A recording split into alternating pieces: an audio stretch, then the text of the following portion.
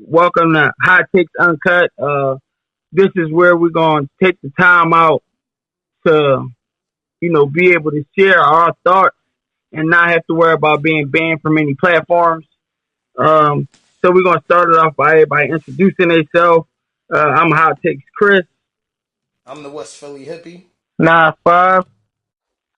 Yeah, and we basically just gonna come together to discuss the main event with Jaron Ennis and Karen. Now, my first question would be, how do y'all grade the fight? And it could be, 1 out of 10, with 10 being the best. Honestly, I got it about a 6.5 out of 10 for Jaron Ennis. I'll agree. I say a six, 6.5. Karen came to fight this fight in comparison to how he fought. Um, Last time we seen him running rather than not running. Um, what do y'all think about his performance? Well, for me, I feel like it was a good performance for Boots. Now, people wanted to see the spectacular Boots, but like I say all the time, everybody's not going to be just letting you beat on them. Like you going to have some hard nights in the office, and that's what it was for Boots Ennis. I like the combination punches he was landing on Karen. I like that he was going to the body, working them body punches, hitting them with them uppercuts, but he was also getting caught in exchanges, getting hit with combination punches. So, like I said, if people want Boots to be more defensive, okay, I might agree he got to clean that up a little bit, but Boots won mostly every round, most of the rounds. I ain't gonna say most of all the rounds. I say out of a 12 rounds, Boots won between 8 and 9 rounds, in my opinion. So Yeah, it was 9. it's a total wash. What people want to see though, they want to see the spectacular Boots. They want to see the Boots that's wiping people out. And like I said, some opponents is just gonna give you that pushback where they not gonna just get beat on. That guy's a tough opponent, and he's gonna be a tough opponent for a lot of those guys, especially the guys with the belts, the Amontai Stanionis, the Brian Norman Juniors, Mario Barrios. I could easily see a situation where Karen could upset one of the three. That's just my opinion. But it was a good fight. All right. So leading up to the fight, what were your expectations in terms of strategy and performance from both fighters? So for me, I'm gonna say that after the first fight, that's the most scrutinized fight for Jaron Ennis, where everybody goes to that first fight and say he can't cut off the ring. So leading up to the fight, I was expecting Boots to try to corner him a little bit, go to his body a lot, you know what I mean? Hopefully make it a phone booth fight. That's what I was hoping for, a fight on the inside. That now Boots could fight in various different ways. He could fight on the inside, he could fight on the outside. But I was hoping he would just make it a rough and ugly fight with him. So if he tried to run, it was nowhere for him to run to. That was my expectation. Hey, I think it's picking up your typing now. Uh, what was your expectations leading up to the fight? I said I really ain't had no. I just wanted to win. I just thought he was gonna win. I didn't. I ain't gonna say he was gonna knock him out. He ain't knock him out the first time. You feel me? I already knew that. I kind of felt like Madrimov. I knew he was gonna fight back this time. When I seen him with the ball, that's Chukhadzhian. I can't pronounce his name. Yeah, Chukhadzhian. Chukhadzhian. Yeah, there Yeah, you go. he came through with the body. I knew it was gonna be a different. It was gonna be a different night. I mean, I knew he meant business, bro. I ain't gonna lie. I knew this time he meant business. I just wanted to boost to be smart, and as long as he didn't get upset, I was cool with it. As far as like leading up to the fight, I seen Boots in camp a few times. You know what I mean? Um, I felt like they were really primarily anticipating Karen to be the last Karen that he was, and he on fight night he basically gave them a shot by trying to get a feel for how it is fighting Boots. And once he felt what it felt like, he went back to survival mode and just putting on a good enough performance for them to want to have him on them platforms again. You know what I mean? Um, but I'm gonna go to the next question. Uh, can y'all break down the pivotal moments in the match that swung the momentum? How did each fighter respond to these shifts? So basically, the shift from Boots, you know, trying to set him up while getting hit, how did Boots adjust? Boots made the adjustment to be able to drop him. And then after dropping him, how did you see Karen make the adjustment in your opinion in order for him to be able to go the distance with Jaron Boots Ennis yet again? So I say, what round did Boots get the knockdown? What round was that? So I believe that was the fifth. Okay, so leading up to that fifth round, right? A lot of people felt like, especially when I went live, they were feeling like Boots was down like 3 rounds to 2 or 4 rounds to 1 or whatever. Like leading up to that fifth round, I say. So I would say that when he was going to the body, like it was like he seen or heard some stuff after going to the body that made him attack the body more or whatever, and it softened him up, and he was attacking him. He broke him down, and I felt like that was a pivotal moment because he was getting punched. He was taking some licks from Karen, and Karen was giving him some combination punches. But like I said, for me, when he was going to the body and then landing those hard uppercuts, I felt like that turned the table because now you have the knockdown. Before that, it was like a 3-1 round, I would say. So that kind of, shifted the trajectory of the fight for me. And after that, Karen, I feel like Boots was leaving himself too open to get hit. You know what I mean? He was trying to slip a lot of shots. He was trying to counter. And Karen was very smart. He knew when to throw that shit. He was hitting Boots hard. We gotta give Boots credit because he got a chin. He got a chin. A lot of those punches that would land on them other cats, that would have been probably them getting floored too. So we gotta give Boots credit. He was in a dog fight last night, and normally Boots come out on top in those dog fights. Look what he did to Romain Villa, but this brother is tough, and like my brother here alluded to, when he came in with the ring with the baldy, that's almost like the Black Force energy. He came in with the baldy, he meant business, and he came to work. So that's for me what's the pivotal moment. To be honest, bro, like seeing like I was there in the arena and seeing it live. I felt as though like I felt like Boots was trying to put a show on for the crowd too much. Mm-hmm. You feel me? And I feel like except for letting a knockout come to him, he kind of chased it, kind of rushed his work a little bit. And I felt like uh after he dropped him the first time, he went for like 0 to 100, and he kept his foot on the gas. You understand what I'm saying? Yeah, Except yeah, for slowing the pace down a little bit. Cause I definitely seen he could have got rid of that guy. He could have got rid of that guy, but the pivotal moment for me is when he dropped him and he just kept going, like he kept trying to go through him. Do you feel like he was pressing for the knockout? My bad, yeah, I think he was pressing for a knockout a little bit too much. yeah. And look, this goes into my next question, right? So, like, how significant was the mental aspect of this fight? The psychological resilience and influence the outcome of this fight. And for me to like touch on that question, it's kind of like to the response to what we just were referring to. I felt like Boots' mental was gone as a fighter because he wanted to be a performer. And sometimes you gotta ignore the crowd and then just do what you need to do in a square circle. I don't I don't really like the fact that of course Boots gotta sell a fight, but I don't really like that he's kinda caught on the metrics of how the people respond. I want him to be able to focus on the person at hand because you got to be present in that ring.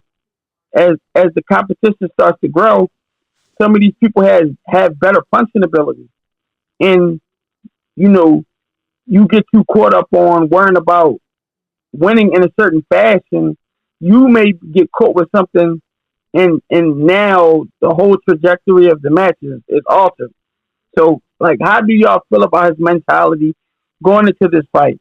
Do you feel like if this fight was in West Bubblefuck, you know, that he would have got the knockout in comparison to it being in the city of Philadelphia, where he felt pressured to get the knockout?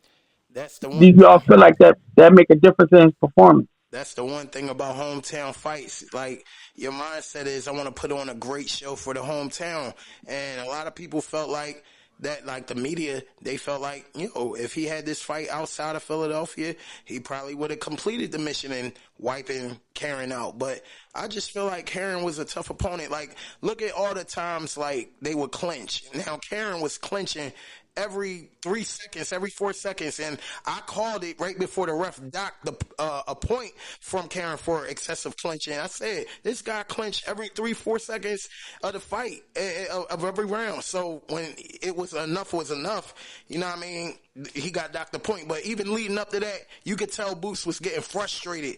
This guy kept wanting to smother him, hugging him, and, slow down the fight. So, I mean, that could play a part in it with the home crowd. That definitely could play a part in it. But I just felt like this guy, he wanted to make it a tough, ugly fight. He came in with his hard hat and he was prepared to work. Now, I'm going to keep it real. I ain't going to make an excuse for him. This is the second time he fought, and he didn't get rid of him the first time. He didn't get rid of him the second time, and in both fights, he did the same thing. You know what I mean? Yes and no to that, but I understand where you come from. I just feel as though like Boots is putting pressure on himself to overperform. You feel me? He trying to look too good instead for just doing what he do. Stick to your fundamentals, stick to your basics. You trying to look too good for these people. You know what I mean? Because he trying to be a superstar on a big stage. So I get it, but don't put too much pressure on yourself, bro. Just let it come to you. You know what I mean? Do what got you there. What got you to the dance, to the big fight. Just keep doing what you're doing. Don't put too much mental pressure on yourself that you gotta look amazing against somebody. You understand what I'm saying? Thanks. And then you don't look amazing because you're trying too hard to look amazing. Just let it flow. And on top of that, Karen, we don't understand about Karen. People not going to admit it, but he might actually be a good fighter. We don't know if he's elite. We only seen him against Boots. He's a good fighter, bro. Yeah, we only seen him against Boots. He's a good fighter. So, who's to say what he would do against the other welterweights of the world? You know what I'm saying? We got to see. He taking somebody's belt. I agree. But they ain't going to give Boots his credit up until the point where he does that, you know? Yeah, that's a fact. And it's just because simply he's a great performer, but that's when he in like a flow state. Yesterday, he was in his head, and he wasn't able to flow. And even in some cases, people were being critical on Jaron Ennis about coaching methods, but I was trying to break it down, the type of relationship that him and Boots have, from my understanding of years of seeing them work. Boots is a student. At the end of the day, he'll listen to anybody in the gym if they can make it make sense. So some of it, Bosey was just like, get the knockout. And people were like, oh, well, that's not good advice. Like, he's not really telling them anything. And I'm like, he understands the adjustments that he needs to make himself. His father just reminded him of the end goal. So they took it like Bosey was just kind of like setting him up, like on some Bill Haney, Devin Haney shit, where he asked him what to do and he said, hell no. And that's not the case. Bro, I also want to say this, though, real quick, though. Yes. When you come out there and on big stages, I just want Boots to when you walking out through them curtains, bro, take a deep breath, bro, and how you say, enjoy the moment. You know what I mean? Embrace it. You know what I'm saying? And understand, bro. Like, just embrace it, bro. You ain't gotta do too much, bro. You know what I mean? Understand why you here or what got you here, bro. Because these people, bro, they just waiting to see you lose. Even if you in your city, to be honest, majority of people was coming to see you lose. They could pop it up on Twitter about Bud Crawford and we told you this and this and that. Bro, people was crabs, bro. Yeah, so, I mean, speaking of Team Terrence Crawford, I did have words with Brian Bo McIntyre. And, I asked him how he felt about the fight, if he could leave like a voice message. He told me he didn't actually pay attention to it. We did see Terrence Crawford, which he said he didn't see the fight, but he gave him like words of encouragement because even though, he is 2-time undisputed, we have seen him in fights to where he didn't look his best. We've seen him actually get dropped and they ruled it a slip. So therefore he's faced adversity, right? That's a part of being like a champion in championship boxing. But let's get into the next question. The next question was referring to just like training, right? in what ways did the fighters' training camps prepare them for this match? And were there any noticeable strategic adjustments made during the fight? To answer the question, and from my perspective, uh, Boots was kind of like more so preparing for a lot more footwork, parallel to what we seen last time. Um, and I just think he didn't necessarily anticipate the shock value of Karen trying to like stay in the pocket. So yeah, he did a different form of running, right?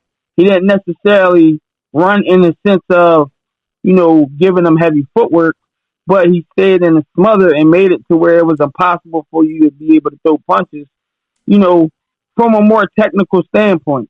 Now, Boots could have gave him a little bit more angles, but when it comes to the grappling, if he holding you, I don't give a damn how bad you want to hurt him. It's only but so much you can, because he can smother you to the point to where you can't really put nothing on your shot. So I mean, how do you feel like their camps went in comparison to how the performance was on fighting? I feel like they was, like you said, preparing for him to be on his Arnold Schwarzenegger running man, and this guy came in with the mindset like, I'm gonna make this a ugly, rough fight, and that's exactly what it was. You know what I mean? He this ain't no turkey and cheese hoagie right here. This guy's he's a legit, guy that could take a belt from one of the welterweight champions. So, like I said, you know what I mean? They were more so preparing for based off the first fight, and Karen came in with a different game plan. But even with the game plan that he got, come on, this brother Yeah, won. it was just to survive. He won Yeah. damn near, like I said, 9 rounds out of a 12-round fight. Like, why is it people like the nitpick? And you know what I mean? I could see if it's like a what, 7 rounds the 5 or something like that, like 7 rounds to 4 or whatever. Like I don't know, man. I just don't like. Hold up. Can I ask a question? Y'all gave him a round? Yeah, he won 3 rounds. I don't think. I mean, personally, I don't think so. I don't know. I I probably mean, be biased. we got kind of go off paper because it's already signed and sealed. Yeah, I understand. I mean, I hear from your perspective though. You can share how you think. I might could be biased, but me being in an arena and seeing it, I don't give him no round. Okay, You know what I mean? okay. But I thought he was in there trying to survive. Hey, them first few rounds though, bro, he was working back, bro. Good footwork, good jab, good counter shot. They ain't really had nothing on him, right? Like Boots Jones, but at the same time, he was making shit happen. He showed us a different side. He kind of showed us he wanted it, but then once he got hit with that hot shit and he took that knee, then it was kind of like, all right, I'm just here so I don't get fined on some Marshawn Lynch type shit. Just going to ask a question because based off of this performance, it seemed like everybody now got, everybody going to talk their shit after the fight. Will this make the other fighters that have pushed contracts back that were sent to them? Will that make them more willing to fight Boots after seeing this performance? Hey, I hope so, bro, because dudes like Brian Norman Sr. are celebrating this guy losing, saying he exposed Boots like it's something to cheer for, like you did it. You know what I mean? So hopefully they could get in the ring. You know what I'm saying? Hopefully this get these guys some confidence so they can see what's up for real. Hey, so to answer your question, yes, so far so good. Eddie Hearn even made a post and tagged Jaron Ennis. Like this gave people confidence to reach out. So people, and I will believe it's Brian Norman Jr. in particular, right? Because they embarrassed themselves and they feel the need to kind of like try to change the energy. You know what I mean? Because they feel like they see something. As long as Boots don't fight him in the city, I got Boots clean sweeping him. I do not like Boots fighting in the city as of right now. I may not never like him fighting in the city, because I kind of feel like it makes him kind of approach it from like a manager perspective rather than just a fighter. Like just be a fighter, bro. And I feel as though like they nitpick nowadays. Nowadays is like a thing, like a trend to hate on Boots. They go nitpick and it's all because he was on Bud ass. I just don't understand how a guy like Madrimov all of a sudden is super elite. He got 10 fights. You know what I mean? He touched Bud up. Now he just pressure. But now when it come to Karen Karen just a tomato can, and Boots ain't really like that. He got exposed by a tomato can. It don't work like that. It's kind of a double-edged sword. You know what I mean? You gotta keep it real now. Hey, and I second you on that. That's why at the end of the day, fuck these fans, mainly these people on Twitter who get a rush out of trying to critique somebody's life while they don't critique their own. Man, fuck them. I got on live, my fault, but I got on live with somebody and they pointed out that Karen hit him 257 times. I said, bro, the nigga won 3 rounds. He didn't come to win though. I don't give a fuck about that. I praise real dog shit. If you went out there, I don't care if Boots put you on your ass and knocked you out. If you went out there and you was throwing kill shots when you had the opportunity and I seen you putting your everything into it, then you know what I mean. I can respect it. But you ain't to the point you lose a point. You trying to survive. You ain't trying to like really ride out. I just feel as though like looking at Bud last fight, they ain't gonna say like he getting older or he's slowing down. The accuracy not there. You know what I'm saying? His timing not where he used to be. He ain't as sharp as he was. They don't say that. What they say is, no, this boy right here, he a monster. He the next best. He the best at 54. But it's like, how, bro? Like, who besides Bud? Who have he fought? Right. What have he done to prove? He lost the big fight. So what have he done to prove that he's the best at 54? Right. But it's gonna be a bias. And it's gonna be a bias because what's happening is these dumb motherfuckers is taking Crawford offense and comparing it to Jaron Boots and his defense versus Karen. After he done got the fill out rounds, he felt Karen punches. He probably told himself he ain't got shit on it. I'm ready to walk through him and knock him out. Right. Was the work clean? No. But he got the job done in a fashion to where he technically still dominated. He won the majority of the rounds. Nothing else to talk about. Now, if on one of them cards they had Karen, then it's kind of like, all right, it's an ugly fight. But if you still getting the UD, that's still a domination technically. Because from what I just see like people is overly criticizing Boots, trying to downplay Boots just to protect Terrence Crawford from Boots. Karen is in the rear view mirror. I hope he don't get another shot at Boots after this because the IBF was tripping. But Blair Cobbs made an appearance at the fight press conference after the fight, and he wanted to throw his name in the ring as the next contender to face Jaron Ennis. Do you think that's a realistic matchup that could be made? No, it doesn't make sense. Okay, it doesn't make sense mathematically. He has a good personal brand, but at the end of the day, he hasn't proven himself on the sales aspect. You beat a washed up Adrian Broner. That's not. It used to be a name, but it's technically not a name. If you would have called him a little bit sooner, then it would have been a name. But you didn't. You caught him when he already was getting drunk. You caught him when he already had the Gucci Man belly and had to come down. We already know he was.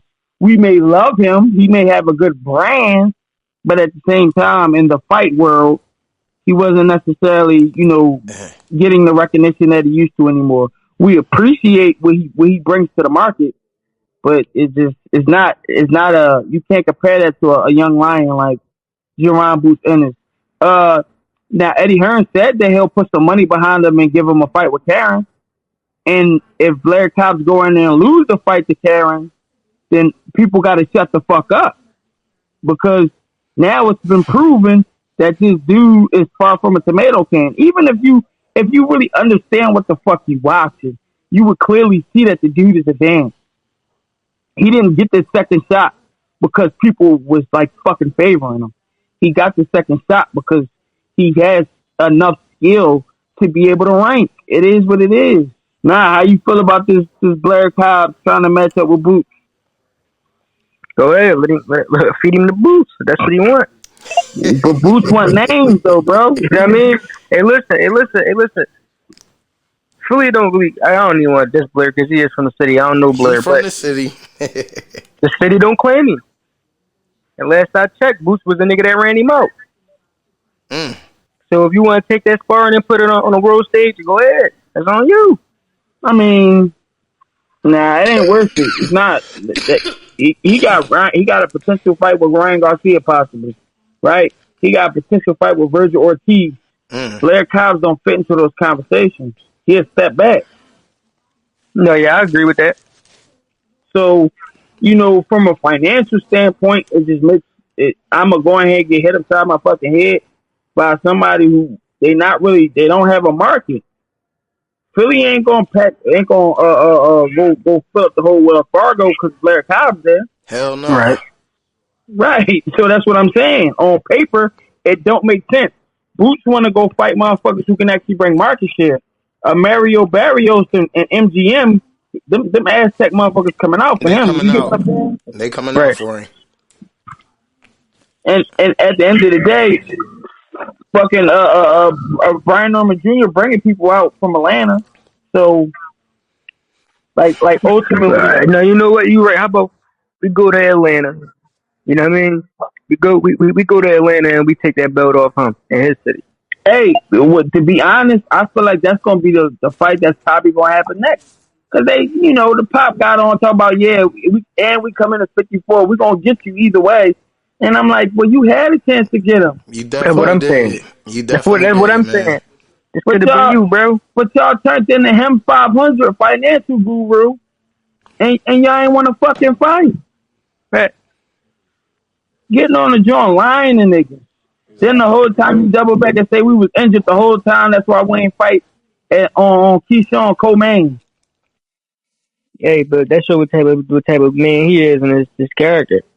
Yeah, nah. And if anybody decide to follow that just show what type of people we dealing with.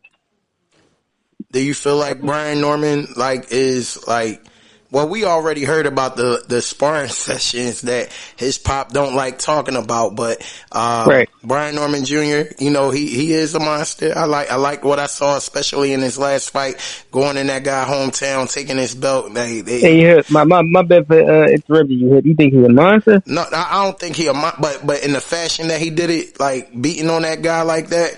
That was some good work, but Jaron Ennis ain't him. He just had a good dope run that fight though, bro. Because them fights before that was ugly. All them last few Jones before that was ugly, and he was getting fucked up. So he the way he would have to approach this fight, he would have to try to make it ugly for Boots. You don't really have an option. My thing is like this: it's going to be Sean Porter Bud all over again. You see how he jumped into that shot from Boca Chica? Come on, bro. You easy, Rick. I mean, I'm not gonna say easy, but you tailor made, bro. This ain't nothing. Definitely tailor made. we gotta take into consideration, right? Them Ukrainian fighters actually be mastering their craft, bro. The basics. So the dude just has superior footwork, and the styles didn't match up. It just is what it is. But another American versus Boots, belt to ass Joe Jackson. Why you leave this child by the pool, Mike? You get what overly aggressive, strong dummy that want to jump in the shot. Hey, what's up? Yeah, he gonna lunge into something crazy, man. But I mean, the first few rounds though, he gonna fill out. Niggas always do what they was doing in camp the first few rounds. When you get to knocking upside their head, that shit go right out the window. Out the window, brother. I agree. So we all that's why agree. I say it's gonna be Sean Porter and Bud all over again. So we can all agree that Boots will get that victory if Brian Norman is the next opponent. All three of us agree Boots wins that fight. Listen, if it's Brian Norman or if it's Virgil Ortiz, they getting slept. If Virgil Ortiz just was getting dropped by a slower opponent, bro, he just a workhorse. He beat up people who don't want to be in there. And I say he ain't gonna do nothing but make him look like Villa. That's what I was about to say. Like if they fight, the same type of beating Romain Villa took against Boots would be the same exact beating Virgil Ortiz will take if he fights at 154. So could be worse. Could be worse. I like Boots in that fight for sure, though. I would say worse because Boots gonna fill out more, and it ain't no hydration clauses.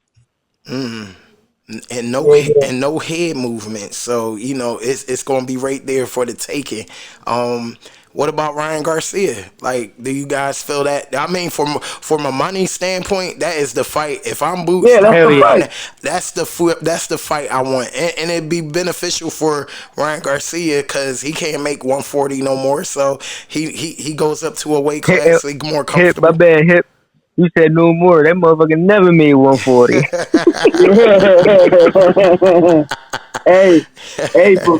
But Pete Blitz though. The Ryan Garcia fight will definitely be a tougher matchup, and the reason being is because of build up. If Boots is approaching these fights mentally fucking weak to where he just want to go in there and take your head off at any cost possible, he can possibly put himself in harm's way. The left hook is still the left hook. It has to be respected.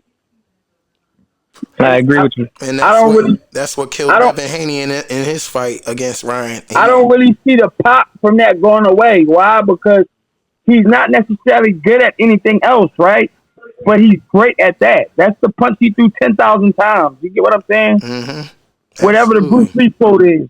So, that's going to be the tougher fight. Hey, but let's get into some of the dumb shit that you heard people say online, because we have to make a segment for this. This is why it's uncut. Just talk about it. Tell me about some of this dumb shit that you heard online. I seen motherfuckers say that Karen won, and Karen saying he lost. You know what I mean? He's admitting defeat. He's admitting defeat. Y'all saying he won.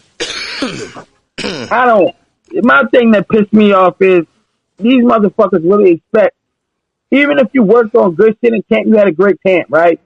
You could get into the fight and then your ankle twist. This is not fucking basketball. You can't pass the ball to nobody. LeBron could have an off night and he could still win. Michael Jordan could have had an off night and they could still possibly win. This is fucking boxing, bro. You can work on shit and your hand get fucked up the first round. Now you can't jab as much. The fans don't know that.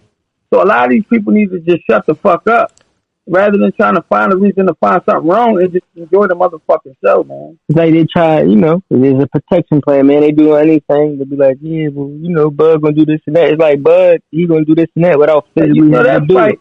The fight don't make sense for Bud, bro. It's not gonna happen. Yeah, I'll say. No, I get that, but I'm saying I feel like that's where all the criticism is coming from. All of that just comes from he was lined up for Bud. Well, I'm going to give Bud some grace because he could have easily took the route like most fighters do when they get on Twitter and after the fighter that they potentially could meet, they have a fight and it's not to the standards that they normally see from the individuals. That's the best time to kick a brother while they down. But Bud, he gave he gave flowers, because this nigga actually got fights under his belt and he actually faced adversity. So he understands. That's why I'm gonna give him his flowers for that. What I'm trying to understand is they really making this shit seem like it was super competitive. Like I don't, right. That's what I'm trying to figure out. That's what I don't understand. Motherfuckers is taking highlights. They're taking highlights of this fighter and trying to make it seem as if these highlights indicate him winning. It's a fucking highlight, bro. I'm trying to figure out what fight they was watching. I mean, some people want to see others lose. Like, I don't know why people want to see Boots lose. Like, he a humble dude. I told you why. Because he's great. That's the place to say being great. I mean, he don't come off the energy. He ain't no shit talker. He don't be popping shit. You know what I mean? He should be. At this point, fuck you. But I'm going to tell you what it is. It's because he became a threat. He became a threat to somebody. He made the boogeyman turn to a duck, let's be honest. And he became a threat, and they don't like it. I'm 50-50 on the possible avoiding. But at the same time, it made sense for him to move up anyway. He accomplished the peak. Yeah, he could have gave him the money fight, but he didn't. Yeah, two-time undisputed champion. At this point in his career, he looking for the bag, and I can respect that.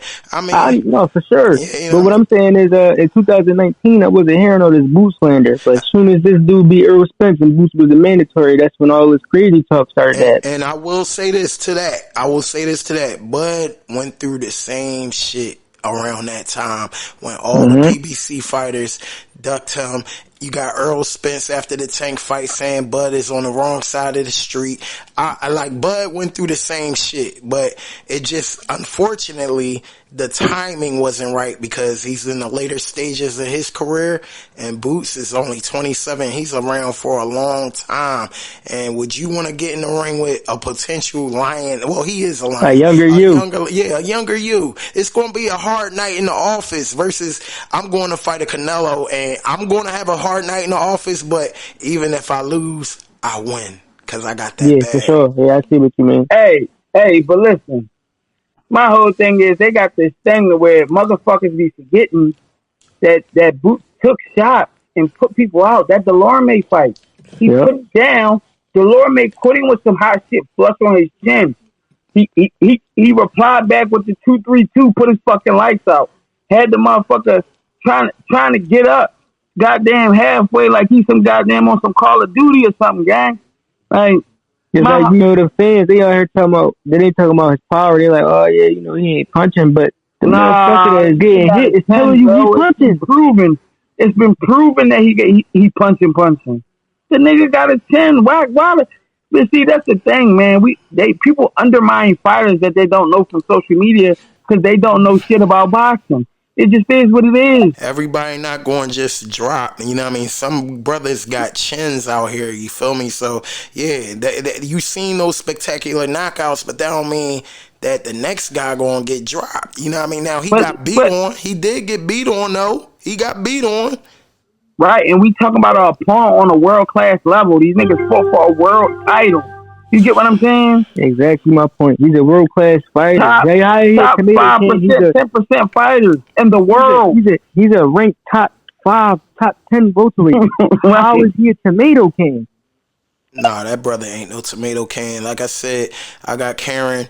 At least out of the next 3 champions, he gonna give one of them a loss and take their belt. I promise you that. Yeah, but they probably not gonna fight him. Of course not. This be the thing, right? They got advisors, bro. And some people, they let their handlers handle them. And some people like Earl Spence, he let their handlers handle him and he got tired of this shit. And then he went out there and got his ass to it. But at the same time, he put his best, he put his front foot forward based on his morals and his codes, which, you know, that's honorable. Win, lose, or draw. That was the problem over at PBC for Boots. Like, you know what I mean? The handlers wasn't handling their business. And I want to say this, as far as honorable, what Brian Norman Sr. doing is dishonorable.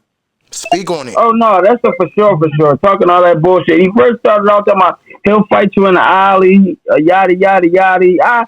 I done deleted some of that shit. I got to start keeping files on these motherfuckers so I can just pull out all the cap and make compilation clips of all cat. You know what I mean?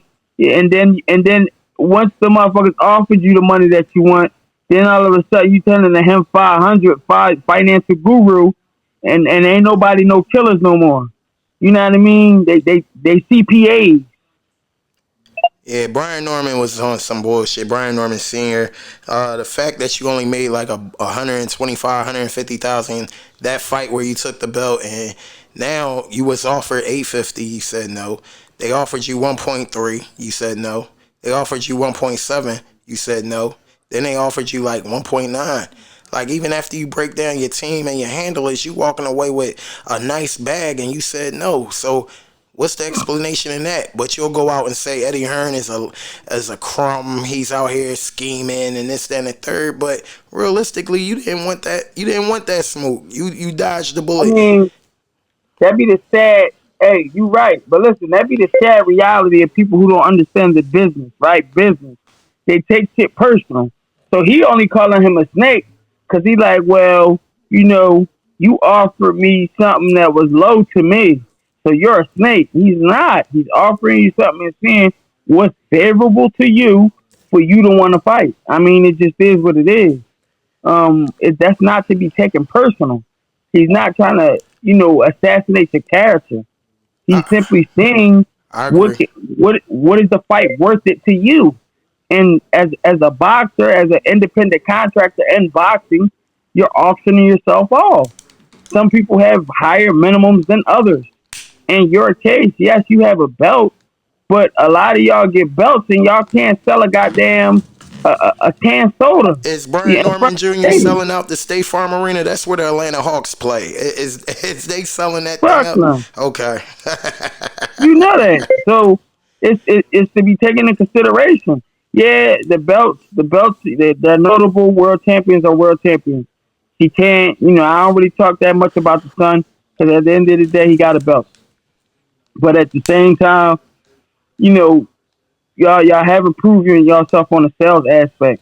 So as much as motherfuckers be wanting to be a Tank Davis, if if you're not a Tank Davis, you can't get Tank Davis money, and it just is what it is. I just hope now that all the people that were like talking like Boots is not, he not nobody to go fight, all that shit. I hope after this performance, I hope guys be more willing to stand in the ring with him. That's what I'm hoping. As soon as that fight ended, that's automatically what went in my head. I said, I hope those guys now be more willing to get in the ring, and we about to see. But Mario Barrios got a fight coming up on the Mike Tyson fight card. He get past that opponent, maybe we get the Mario Barrios fight. That would be something I would want to watch. Amantas Stadionis, I don't know. It feel like PBC keep him away from Boots just because Boots left PBC. That's what I be feeling like. Yeah, I mean, that's gonna be a factor because now it's like, why would we make it convenient for you when you should be making it convenient for us? So it be a little bitterness and a little passive shit like that. And But we need to put that out there because people don't understand. It's deeper than just like motherfuckers wanting to fight each other. Like these promoters be definitely on the bullshit too. So it takes two to tango. Absolutely. And these guys before this fight, they were definitely shook of Boots, and now everybody on Twitter, they got the Twitter fingers. Everybody popping their shit. Look, get the contract signed. Let's make these fights happen. I mean, Exactly. Agree with you. Sure. hey, but I don't think you're gonna be able to become undisputed at 47. I think you're gonna end up, just getting a couple money fights and then moving up to 54, bro. And it just is what it is. That's a highly competitive weight class, and everybody can't duck you. So it's gonna be some good fights happening there. That's just my prediction. Share y'all prediction. Y'all think you're gonna be able to become undisputed at 47? I don't think so. Like for the reasons I just spoke on, like those guys over there at PBC is reluctant to give Boots a fight. They gonna hold on to that belt for dear life, both of those belts. So, can we get a Brian Norman fight? Absolutely. But I mean, it's no point if my man can't unify over there. I think it would be best for him to go up to 154 because it's a whole lot of money up there. Jermell Charlo up there, Sebastian Fondor, Earl Spence, Bud, the brother that just beat on Tim Tszyu. Like, you got mad opponents out there.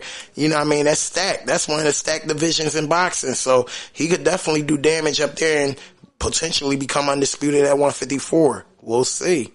Will Turkey Al-Sheikh bring the bag out to make that Bud Crawford Boots fight? Because Turkey in the business of making good fights, and he's even willing to lose money to make a good fight. We'll see. Is he going to be undisputed? I'm going to say hell no. And I say hell no because once there's a unification bout and they see he turned the fuck up, they're going to start bitching again. Yeah, that's a fact. I can see that all the way. I mean, but for the time being, I mean, we gonna wrap this up. I mean, Hot Takes Uncut. We definitely gonna do this again. I appreciate y'all, and tap in. This was some good shit, y'all, man. Let's get it.